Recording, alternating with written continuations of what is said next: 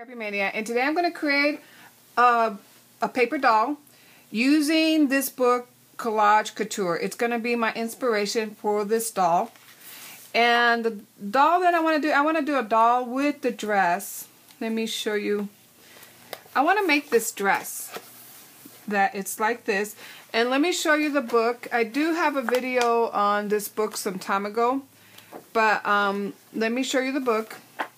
She goes in detail how you're supposed to draw the dolls, and she also gives you some ideas and how to make it. And also, I like the way she draws the faces. I'm still practicing with that, so I'm going to see if I can draw faces on this doll. And she also go over how to create the different bodies for her doll, sketching the clothes, and then she just has a lot of inspiration, inspirations on how to put it all together. So I like this dress. I think I'm gonna try to make it, but instead of putting it on a hanger, I am going to put the dress on a doll. So, and then this is one of the dolls. She also shows you how to create some dolls, as you can see here. So I'm going to see if I can, if I'm good enough to make one of these. So let me go ahead and get started. Let me show you the papers that I'm using. Of course, first I'm going to show you the template. Now this template is from Julie Nutty. You can purchase this at your local scrapbooking store or online. Scrapbooking.com I think has it. Or you might want to check Photobella.com might have it, or even Blue Moon Scrapbooking. A lot of those online places might have the template. I purchased mine from my local scrapbooking store.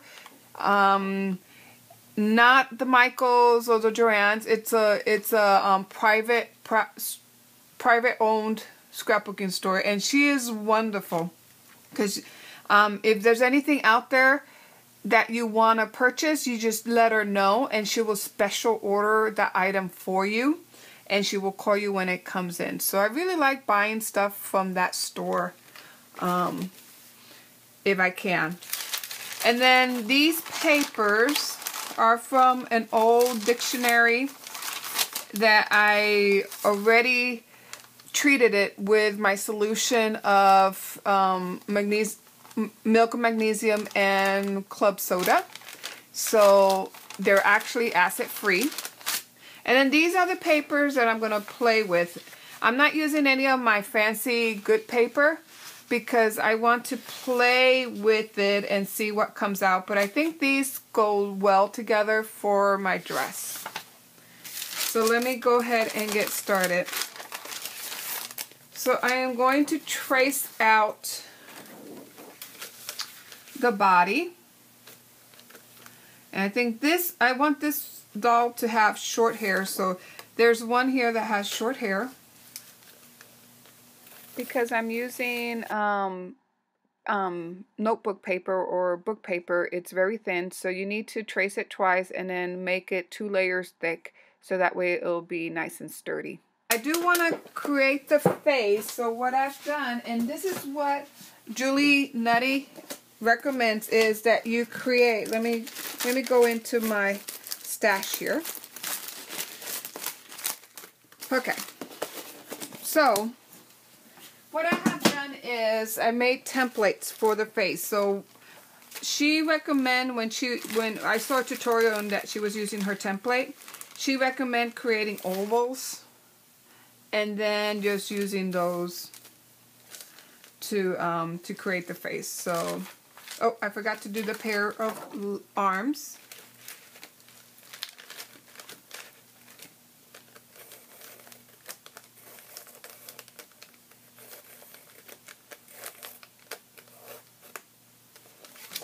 And then 2 ovals. And I'm going to go ahead and cut everything out. So I've completed my dolls, and I'm going to put them aside to make sure they get nice and dry. And now I'm going to tackle the dress. I'm using the template to help guide me on the proportions of the dress. And then I'm using the book to help also guide me on the style of the dress. So now I'm gonna go ahead and try to make the pleats for my skirt. And the first one I tried I didn't like how it looked, so then I retraced it. And that's the advantage about using like a shirt box to create your patterns. Instead of just directly cutting them on the paper, you can create the pattern, make sure that it's the size and the shape you want. Then you can trace that template onto your pattern paper and go ahead and plus you have it for future use. Later on, if I do want to create another style of dress, the same style of dress, but with another type of fabric or paper, then I have my templates to help guide me on how to cut it. I also numbered all the pleats so that way I make sure that I can put them back on the same area that it belongs to. Otherwise, it might not look right if I get the patterns mixed up. So here I'm using a strip of paper to kind of help me keep them together and gather the pleats together. And then I'm assembling everything off the doll just to make sure that it's going to fit. And I'm going to set that aside. Now I'm just putting some gesso on the pages of my book. So I'm using these water-soluble crayons and also my gelatos to create the background. Now, little advice or trick that I want to give you is that I use my homemade decoupage medium, which is half water and half glue, to put a base on these papers, and it really didn't work very well. So I think I'm gonna try, like you see there, I'm using some of this decoupage medium that I create with Elmo's glue and water, and I put that on my page.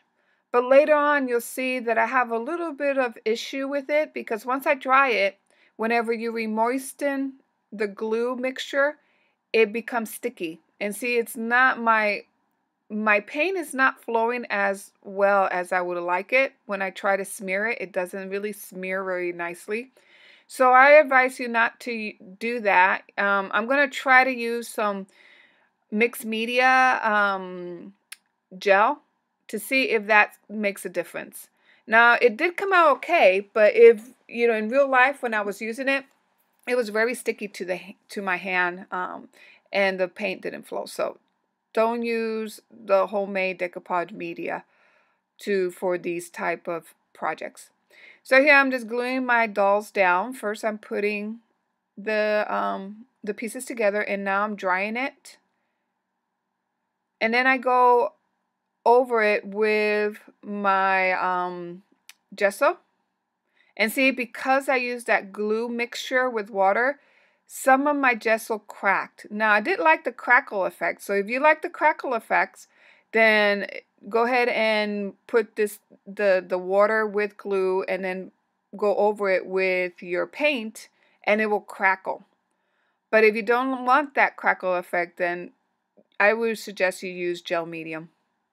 And then here, see, it's not, the color is not flowing as well as I would like it to flow because of that. So I'm going to do another mixed media project using the real stuff, gel medium. I got some just recently, and I'm going to try to use that, and then we'll see how they go. So yeah, I'm just paper piecing all the dresses together and just getting it dry. And now I'm ready to use some acrylic paint for the hair. And I'm using brown, and then I wanted to give it a little bit of highlight, so that's why I used some white mixture with the brown to give it some highlight. So here I wanted this doll to have a longer hair, so I went ahead and kind of went long on the hair. And I was trying to make a face, but my face did not come out. It was not, the eyes wasn't coming out. And then I remembered that I purchased these eyes in a stamp, and I showed you on my last video the stamp that had eyes and it had bows and some glasses, and those eyes are perfect dimension for these dolls, for the Prima dolls that are part of the template. They work very well. And then here I'm trying to create the lips, and it did come out okay. I still need to practice some more. But this is my first doll that I create from scratch and not use a stamp. And now I'm just going throughout the doll with my liner brush, and I'm just outlining the edges.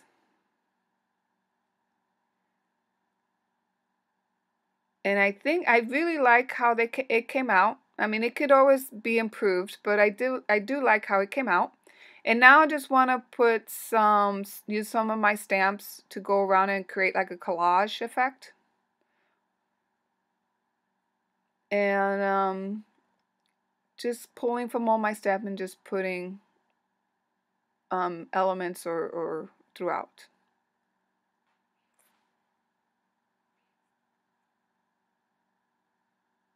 Now I'm going over it with some of my Mod Podge. Instead of my glue mixture, I decided to use Mod Podge.